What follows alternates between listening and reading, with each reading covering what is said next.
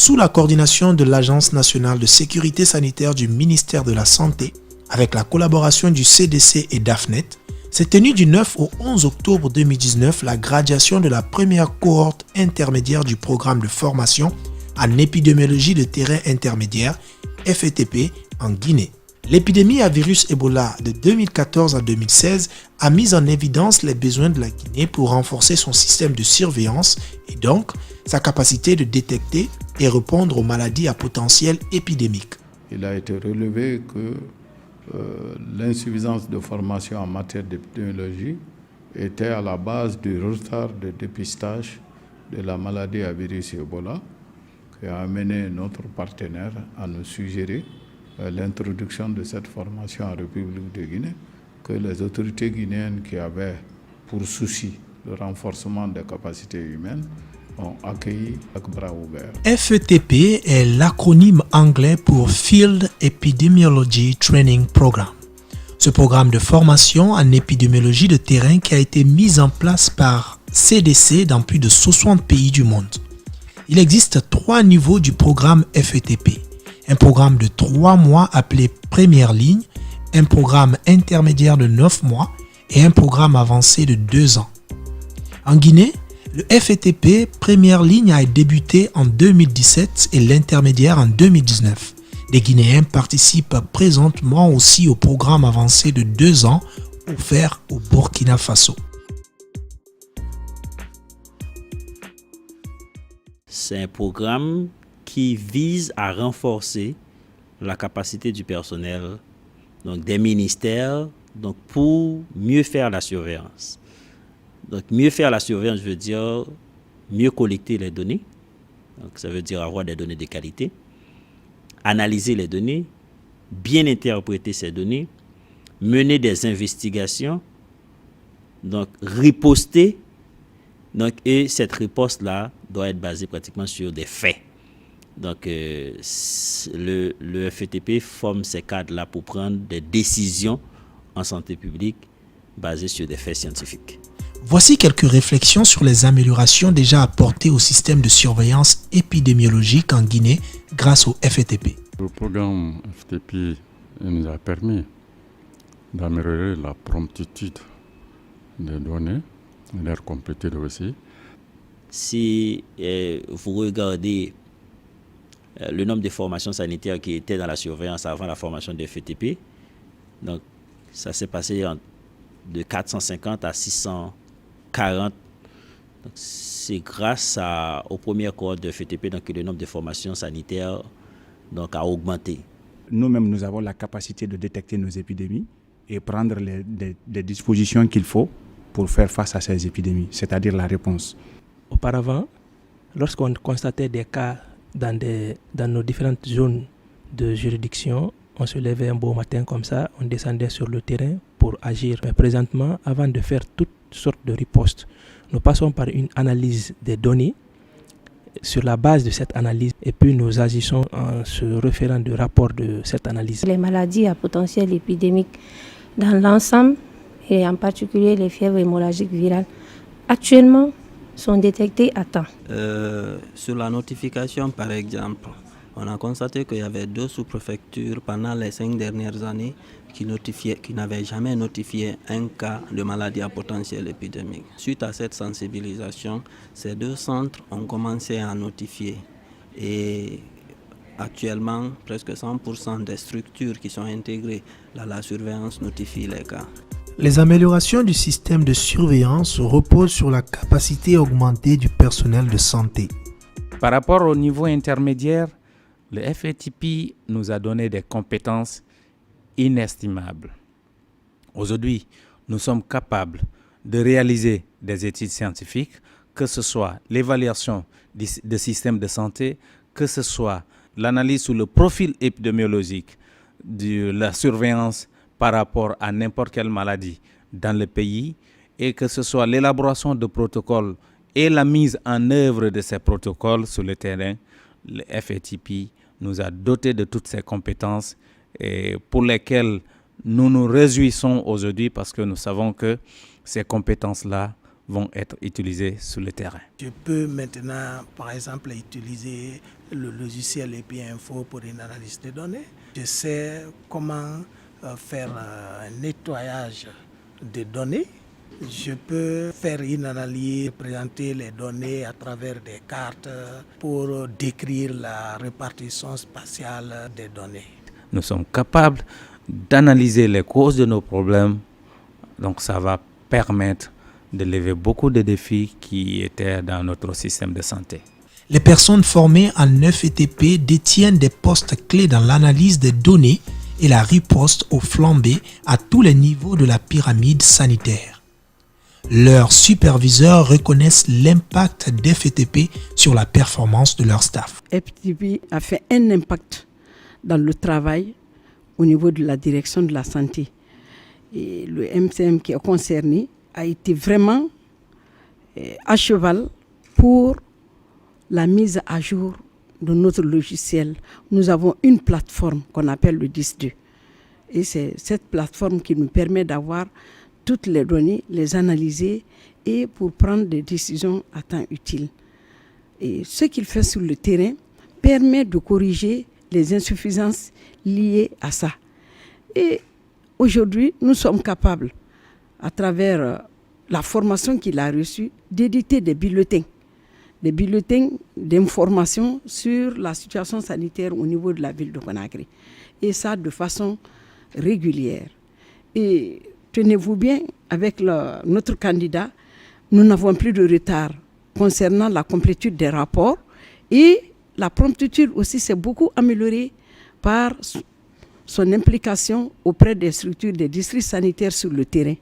Donc voilà déjà, ça fait beaucoup d'avancées. Nous avons constaté une amélioration de la notification. Actuellement, notre complétude en matière de collecte de données avoisine les 100%. Et aussi la capacité d'investigation pour bien décrire les phénomènes inhabituels dans nos différents districts sanitaires a été vraiment largement améliorée. La formation FETP est unique dans l'emphase qu'elle met sur l'application pratique sous la supervision des mentors qui s'assurent que les participants pourront continuer d'appliquer les concepts appris à leur travail de tous les jours. Donc, ce qui est différent du programme de FETP des autres programmes de formation en épidémiologie, c'est son côté pratique.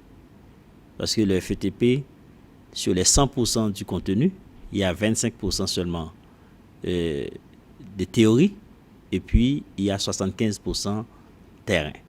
Comme 75% du programme FLTP s'est fait sur le terrain, un mentorat de qualité est d'une importance primordiale.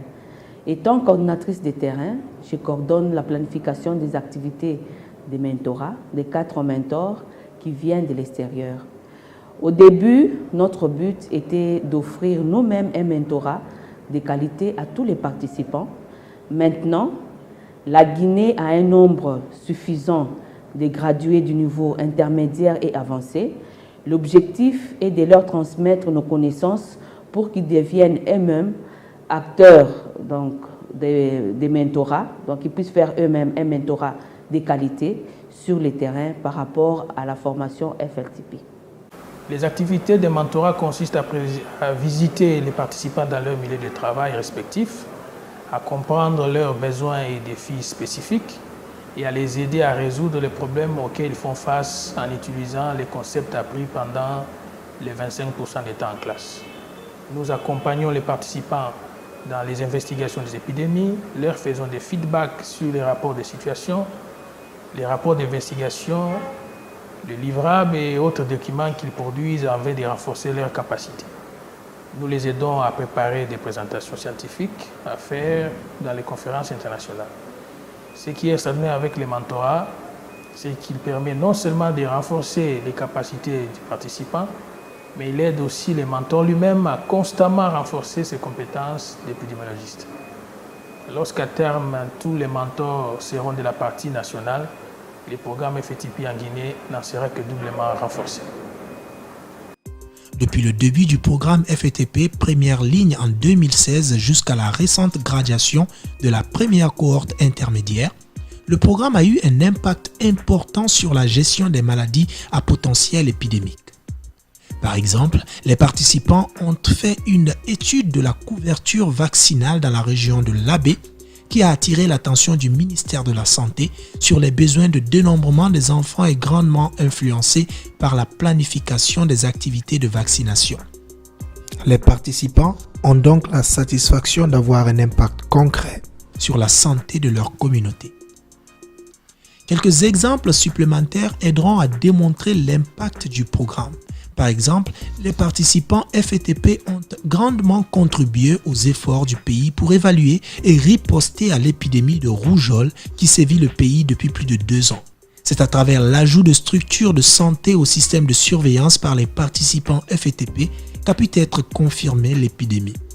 À la suite de cette confirmation, les investigations de flambée et l'analyse des facteurs de risque associés, ainsi que des profils épidémiologiques de districts, régions et du pays par les participants FETP ont permis de bien comprendre l'épidémie et d'élaborer des recommandations qui ont guidé l'élaboration du plan de riposte. La recommandation phare, c'est une recommandation qui est adressée à mon service, l'Agence nationale de sécurité sanitaire.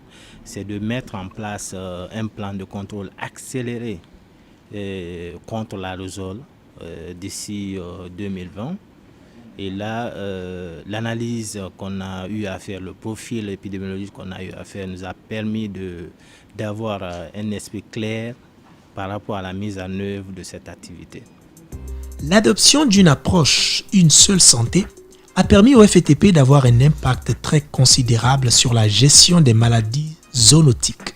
Surtout dans le cadre de la prise en charge des zoonoses, je prends l'exemple de la rage. Dans le district sanitaire de Bokeh, nous avons fait une étude dont les résultats ont porté fruit. Les recommandations qui ont été formulées au cours de cette étude ont été prises en compte par le ministère de la Santé et de l'Élevage pour prendre des actions appropriées dans la région de Bokeh. Grâce à la formation et à la présentation de ce document au ministère de l'Élevage, nous avons eu à avoir des vaccins et à vacciner dans les zones de risque comme Zérékoré, Farana, Conakry, Bokeh. Un participant FETP qui a analysé la base de données de l'anthrax de 2014 à 2019 a pu démontrer que plus de 75% des cas humains et animaux du pays provenaient du district de Koubia dans la région de l'Abé.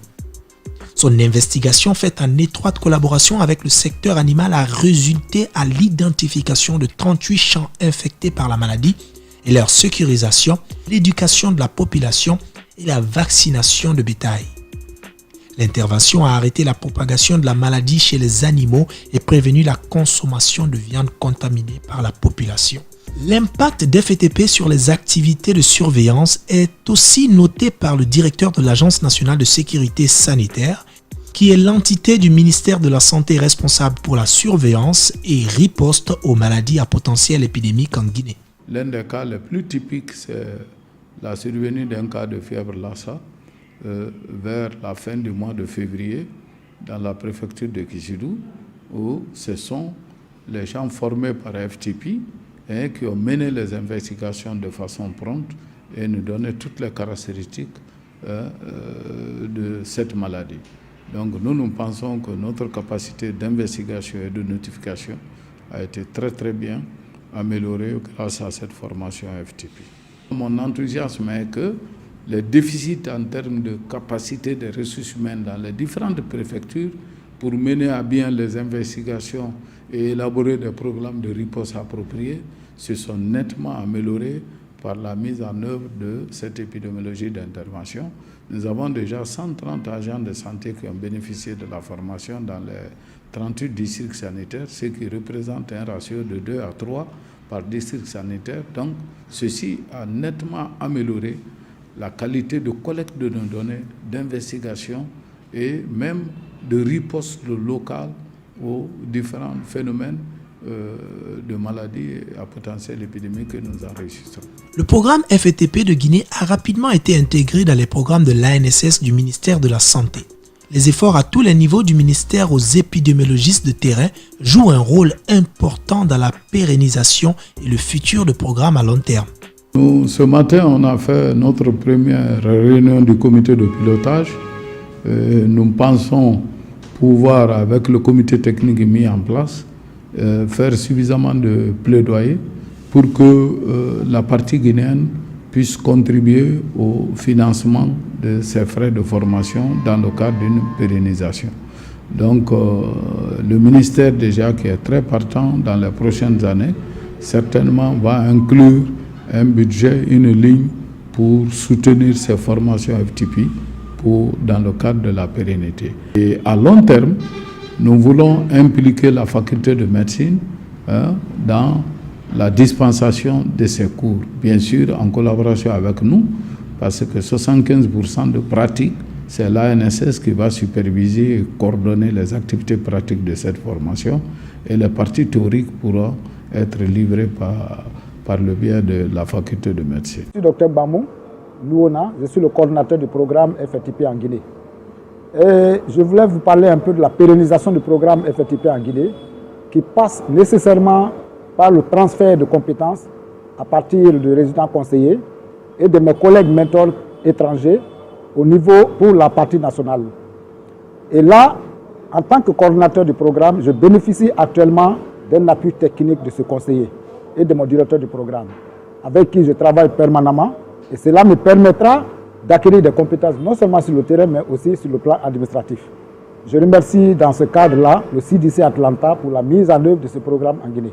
Aujourd'hui, on a gradué 16 personnes en FETP intermédiaire, donc, qui sont de personnes qualifiées pour faire le mentorat dans le FETP de première ligne, qui est le premier niveau. On veut, à partir des prochaines cohortes de FETP intermédiaire, initier des gradués de FETP intermédiaire dans le mentorat de FETP intermédiaire. Comme ça, le pays pourra disposer d'un pool de mentors capables de faire le mentorat à ce niveau de FETP. Et puis, il y a des personnes qui sont actuellement en cours de formation en FETP avancé. Quand ces personnes reviennent et sont disponibles pratiquement au pays, donc la Guinée aura des pools de mentors qualifiés, capables de mettre en œuvre le programme, donne l'assistance technique, l'accompagnement technique, donc sans utiliser de personnel externe. D'abord, on a le mentorat planifié. Après que nous finissions notre graduation, nous devons mentorer la 6e cohorte de FTP première ligne. Et après ça, j'ai aussi comme programme de partager ces connaissances avec mes collègues qui n'ont pas eu la chance d'être recrutés. Et également aussi améliorer les prestations des services et au niveau des formations sanitaires et au niveau des structures d'encadrement qui émanent de ma direction régionale. En tant que vétérinaire, et je compte au moins former d'autres qui soient au niveau frontline pour que nous puissions couvrir le pays et répondre aux problèmes qui survolent actuellement, surtout quand nous prenons aujourd'hui la rage et l'anthrace. En tant que gradué diplômé de FETP intermédiaire, il est de mon devoir de mettre en œuvre tout ce que j'ai eu à apprendre, de mettre en œuvre sur le terrain et de partager toutes les connaissances que j'ai acquises à mes collègues pour que ensemble nous puissions relever tous les défis que j'ai eu à citer et aider le système de surveillance dans son bon fonctionnement. Nous, les gradués de FETP intermédiaire, nous sommes directement recrutés comme des mentors pour le programme, pour le FETP Frontline. Le programme en Guinée est exceptionnel pour plusieurs raisons. Alors, premièrement, il y a l'engagement du ministère qui a rapidement accepté de mettre en place les documents légaux. Alors, un arrêté qui met en place, par exemple, le comité technique et le comité de pilotage du programme. Il y a eu aussi, de la part du ministère, la volonté de créer des positions au sein de chaque préfecture où on a un poste assigné aux gens qui ont gradué du programme des FETP, même le niveau de première ligne. Donc, ces gens servent de suppléants MCM, suppléants médecins contre les maladies, et sont en charge des données épidémiologiques dans leur préfecture. Cet engagement du leadership du personnel du ministère agit en synergie avec d'autres facteurs qui ont assuré le succès du programme. La principale chose par rapport au succès du programme de FETP, c'est la qualité. Donc, c'est un élément sur lequel on avait insisté depuis le début de la formation. Donc, que la formation soit de qualité. Et effectivement, donc, on en a eu. Et puis le deuxième élément, on a fait en sorte que cette formation répercute directement sur les indicateurs de surveillance au niveau préfectoral. Le fait qu'on a eu cette qualité avec le programme et qu'on a axé donc, le programme sur les indicateurs de surveillance, ça a facilité un grand succès donc, pour le programme.